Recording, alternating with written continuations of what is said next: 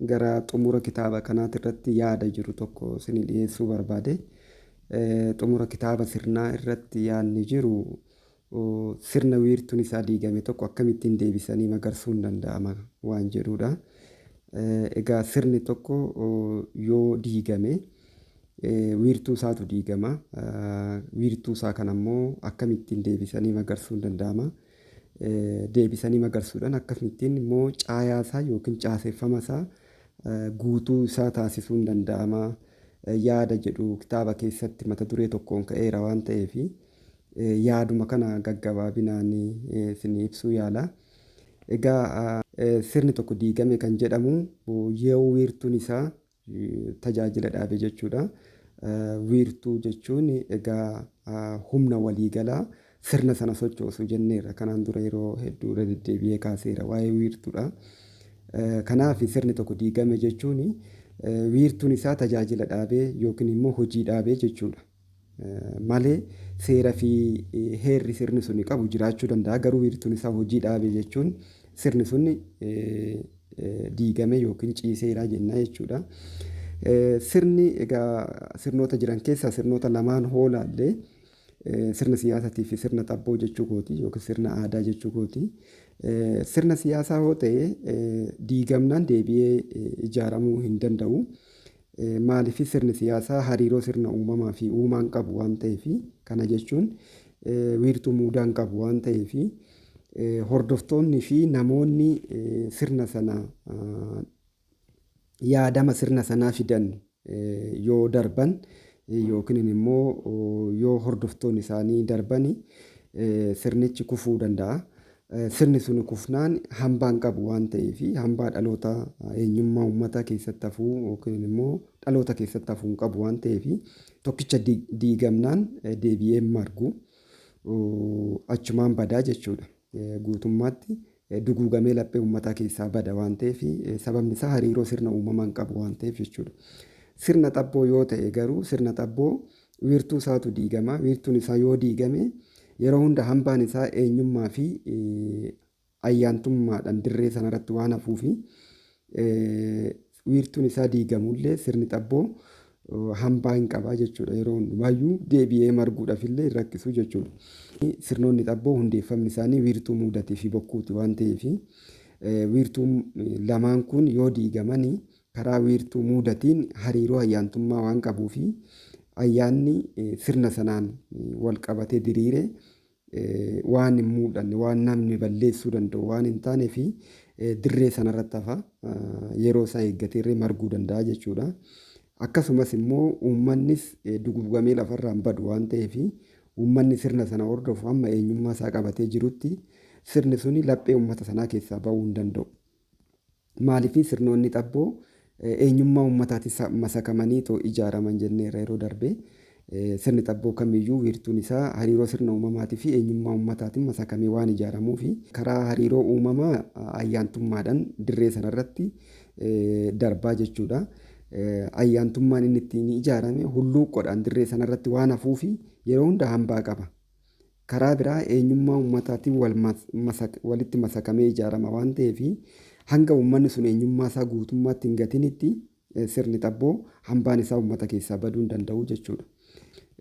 Kanaaf kan sirni gadaa wiirtuun isaa lameenuu muudaa fi bokkuun jalaa diigamullee hanga har'aatitti heeraaf seerri isaa laphee uummata keessaa bahuu hin dandeenye laphee uummata Oromoo keessaa bahuu hin dandeenye maaliif eenyummaa Oromootiin wal qabatee ijaarame waan ta'eef jechuudha jalqaba. Wal qabatee diriire waan ta'eef uummanni Oromoo hanga eenyummaa isaa guutummaatti hin gatinitti sirni gadaa heeraaf seerri isaa baduu hin danda'u jechuudha yoomiyyuu wiirtuun isaa diigamullee jechuudha.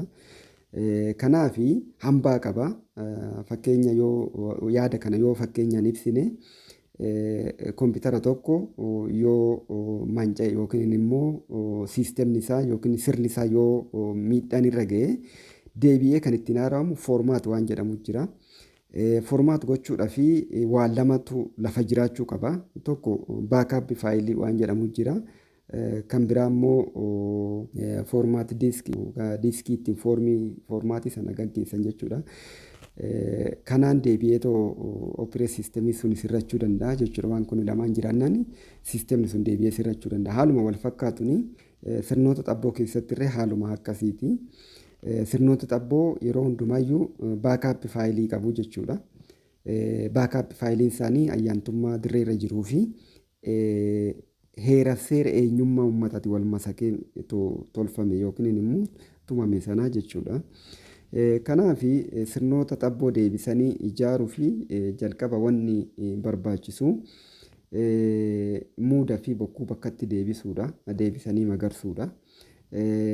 Kana jechuun sirni tokko yeroo ijaaramu jalqaba maatirraa jalqabee yookiin warrarraa jalqabeetu gara gosaa fi gosa bal'oo akkasumas ardaa fi sabatti ol guddata jenneerra yeroo darbee sirni tokko sirnoonni xabboo gadaa soo fudhannee kanuma jechuudha. Maatii yookiin qe'eerraa jalqabeetu kan ijaaramu. Kan diigame deebisnee yoo ijaarru garuu haala kanaa miti jechuudha. Garaagarummaa qaba. Kan duraan wiirtuu qabu kan duraan diriiree jiru deebisanii magarsuuni maatirraa yookiin warrarraa gosarraa jalqabuudhaan otoo hin ta'in gubbaarraa gadi jalqabuudha qabaa jechuudha. Faallaa jalqaba ittiin ijaaramee sanaa jechuudha deebisanii magarsuun. Maaliif akka jalqaba diriiree sanatti yoo jalarraa yookiin warrarraa yookiin immoo gosarraa jalqabamee ijaaruuf yaalame sirni diigame tokko uummanni sirni diigame tokko keessa jiru ilaalcha garaagaraa fi hubannoo garaagaraa keessatti hiramee waan jiruuf bittinnaadha. Uummata bittinnaa waan ta'eef uummata kana jalqaba mataa walitti qabuudhaaf wiirtuu waliigalaati isa barbaachisa.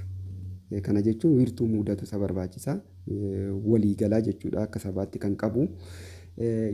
Yoo sanan godhatin uummanni faca'ee jiru kuni gosa gosaan yookiin warra warraa wal barbaadee sirna kana deebisee ijaarrachuudhaaf waliigaluuf ni rakkata. Maaliif uummanni sirni isaa jalaa diigame yeroo baay'ee waliin galu wal tuffataa wal goomataa akkasumas immoo karaa kiyyaan malee ana malee waan jedhu waan akkasii kanatu jira. Maaliif uummanni sirni diigame waan gara dhuunfaatitti wantoota baay'ee dhuunfaadhaan of ijaaruu irratti dhuunfaadhaan waan tokko tokko godhachuu irratti xiyyeeffata waan ta'eef laayyootti walii galuudhaaf ni rakkisaa jechuudha. Kanaaf maatii yookiin gosarraa jalqabanii sirna deebisanii ijaaruun hin danda'amu. Baay'ee ulfaataadha. Inumaayyuu addaan faca'iinsa dabalataa biraa uumee hanga wal waraansaa fi wantoota hamaa maatii gosaatitti fiduu danda'a jechuudha. Gaaga'ama guddaarree waan uumuu danda'udha yoo akkasitti yaalame. Kanaaf sirna deebisanii ijaaruun gubbaarraa gadi. Sirna ijaaruun jalaa olii sirna deebisanii ijaaruun immoo gubbaarraa gadi jechuudha. Adeemsi isaa akkasanittiin sirrii ta'a. Akkasittiin kan guutullee ta'eetoo deebi'ee ijaaramuu danda'u waan ta'eef kanaaf jalqabarraa akka Oromootti yoo fudhanne gadaa deebisnee ijaaruudhaa fi jalqaba wiirtuu muudaa fi bokkuutu barbaachisaa jechuudha. Wiirtuun kun erga magarfamee wiirtuun kun iddoo isaa uumaa isaa ganamaa sanatti erga deebi'ee booda achirraa of kaltii fi eebba achirraa argamuun haga gosa xiqqaatti gadi bu'ee diriiruu danda'a jechuudha. Bokkuuwwan jiran haga gosa xiqqaatti gadi bu'anii eebbaa fi bokkuuwwan lallabaa achirraa godhamuun jechuudha. Yookiin immoo dhaamsa achirraa darbuun akkasittiin ijaarama jechuudha. Egaa akkuma jalqaba jedhe sirni siyaasaa falaasama namoota dhuunfaa yookiin immoo garee wayiitiin tolfama waan ta'eef sirna eenyummaa uummataatti waliin qabannedha. Akkasumas sirna hariiroo uumaa hin qabne waan ta'eef namoonni waan sana kalaqan yoo darban yookiin immoo hordoftoonni isaanii yoo hordofuu dhiisan sirni sun hambaa ta'ee waan irratti hafuun qabu waan ta'eef tokkoffaa karaa hariiroo sirna uumamaatiin hambaa ayyaantummaan qabu.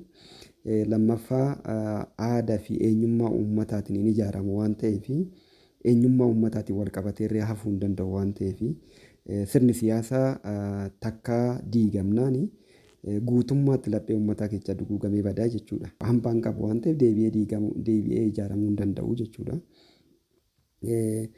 Karaa biraa immoo sirni xabboo yookiin immoo sirnoonni aadaa kun hambaan isaanii ayyaantummaa fi eenyummaa uummataa keessatti ayyaantummaadhaan dirree irratti hafu eenyummaadhaan immoo uummata sana keessatti hafu jechuudha. Hanga uummanni sun eenyummaa isaa qabatee itti fufetti sirni xabboo seera fi heerri isaa hin badu wiirtuun isaa yoo diigamellee jechuudha. Muka tokko fakkeenya yoo fudhanne hidda lafaa gaditti hidda qaba. Lafaa olitti immoo jirmaa fi damee jirmaa fi baala akkasumas waan firii fi abaaboo wantoota kana qabaa jechuudha.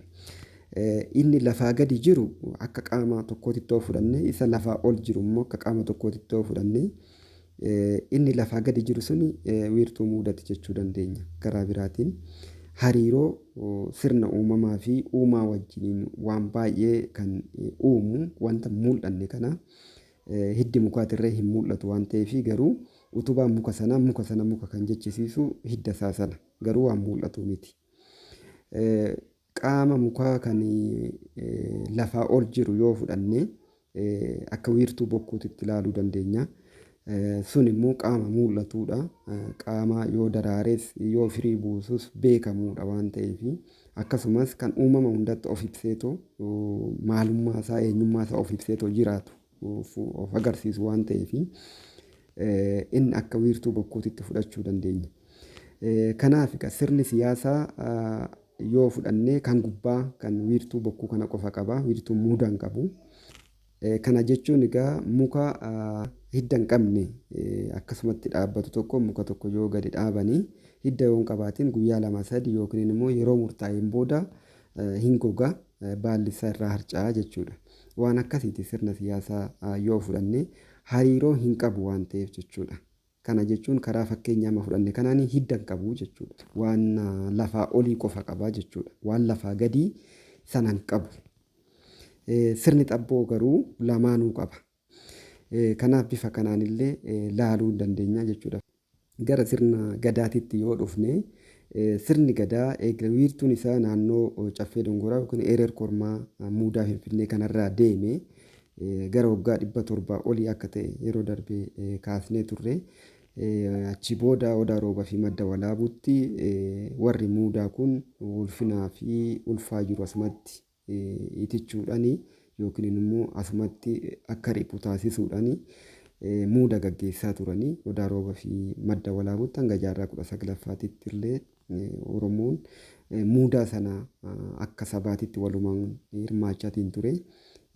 Jaarraa 19ffaan booda rakkoo sirni siyaasaa babal'achuudhaan gaanfa Afrikaa kanatti sirni siyaasaa kolonii warra Awurooppaatiin wal qabatee babal'achuudhaan jaarraa 19ffaatiin booda hin dhaabbate. Wiirtuun kunillee ni hafe wiirtuun muudaa kuni. Bokkuun immoo saniin durattuyyuu jaarraa 14ffaarraa jalqabee ardaa ardaatti akka qoqqoodamee yeroo darbe kaaseen ture.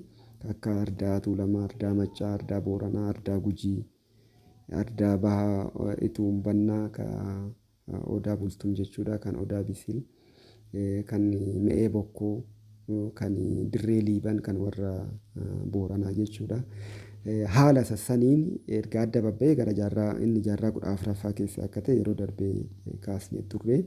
Muudaan garuu hanga jaarraa 19ffaatti walumaan qabaachaa turanii. Muudaa tokko qabaachaatiin turanii. Egaa haala kanaan muudaan kun Finfinnee yookiin immoo muudaa Finfinnee kan ereer kormaa yookiin immoo caffee dongoraa jiru kanarraa haala kanaan babal'ina sirna siyaasaatii fi barsiisa amantaatiin wal qabatee akka miidhaan irra gahuudhaan asii diigame yeroo hedduu kaasneerra. Amma egaa wiirtuu santu deebi'eetoo magarfamuu qabaa jechuudha. Wiirtuu muudaa fi kan bokkuudhaa kan odaa nabeedhaa kuni. Wiirtuun muudaa kan caffee dongoraatii fi wiirtuun bokkuu kan odaa nabee kanatu deebi'ee marguu qaba akka waliigala Oromootitti jechuudha. Akka ardaa ardaatitti ammayyuu hambaadhaan hardaaleen hunduu sirna gadaa gaggeeffataatuma jiru. Akka hambaatitti gaggeeffataa jira. Garuu kan waliigalaa kan Oromoo waliigalaa bokkuu waliigalaa odaa nabeetti deebi'ee marguu yookiin deebi'ee itituu qaba. Yookiin immoo muudaa Finfinnee kanatti deebi'ee marguu qaba jechuudha. Haala sanaan sirni gadaa deebi'ee of haaromsee bifa idil addunyaa amma irra jiruun akkaataa hawaasummaan addunyaa amma irra jiruun deebi'ee haaromuu hin danda'a. Maaliif gadaan sirna yeroodhaan of haaromsu waan ta'eef waggoota dheeraa gara 500 waggaa 500 maal kanaa oli gadaan of haaromsee hin beeku. Bakkuma jirutti seeronni isaatirree seera hariiroo haga ammaa seera guddina dhalli ammaa irra ga'e kana wajjin wal simsiisuun hin danda'amne. Maaliif sirni siyaasaa fi barsiisni amantii sirnoota xabboo bakkuma jiranitti quucaranii akka hafan taasisa waan ta'eef guddina isaa itti fufuu hin dandeenye. Kanaaf bakkuma jirutti dhaabbatee amma booda garuu haaromee akkaataa hariiroo idil addunyaa wajjiniin qabaachuu danda'utti bu'uura isaa qabatee guddachuu hin danda'a. Sanatti dhaloonni ol fidee sirna seerota addunyaa amma jiran wajjiniin wal simee deemuu danda'u taasisuun ni danda'ama. Bu'uura isaa utuu gadi hin dhiisin jechuudha. Kanaaf gadaan bifa kanaan kan deebi'ee haaramuu qabu. Biyyoonni hedduun sirni isaanii jalaa diigamee deebisanii ijaarratan jiru. Biyyoota sanneen keessaa Israa'elii fi biyya Hindii akka fakkeenyaatti fudhachuu dandeenya.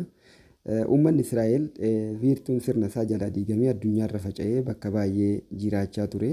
Garuu naannoo waggaa 70 dura wiirtuu isaa deebisee magarfatee sirna isaatti deebisee ijaarratee akkasumas biyyas deebisee ijaarrachuu danda'eera.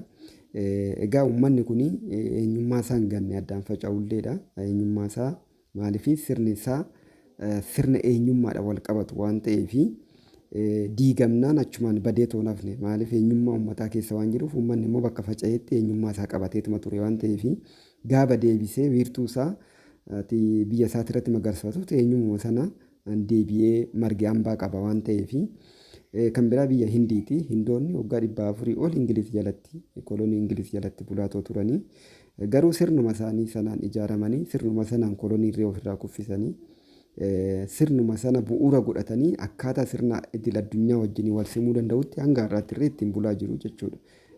Sirni warra Hindii Hinduuzimii fi Budiizimii bu'uura kan godhatedha. Hinduuzimii fi Hinduuzimiin sirna dhugeeffannaati. Hariiroo sirna uumamaa wajjiniin kan ittiin tolfatanidha. Sana bu'uura godhachuudhaan ijaarame sirni kun lamaanii. Kan warra Israa'el immoo Juushiidha. Sanaa fi akkaataa dhugeeffannaa warra Juushii sana bu'uura godhatee ijaarame waan ta'eef lamaan isaaniitu deebisanii magarfachuu danda'aniiru. Akka idil addunyaa ammaa wajjin wal simuu danda'uttis tolfatanii